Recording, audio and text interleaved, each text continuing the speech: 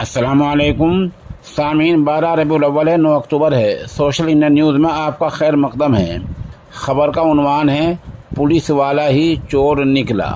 मामला उत्तर प्रदेश के कानपुर इलाके के महाराजपुर थाना इलाके का है, जहां एक नौजवान दुकान के बाहर सो रहा था।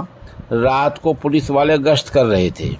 इसी दौरान गश्त करने वाला पुलिस वाला आया और नौजवान को गहरी नींद देखकर उसकी जेब से मोबाइल निकालकर चंपत हुआ। सुबह को नौजवान कोतवाली पहुंचा, थाने में दरखास्त दी तो आसपास के सीसीटीवी कैमरे खंगाले गए।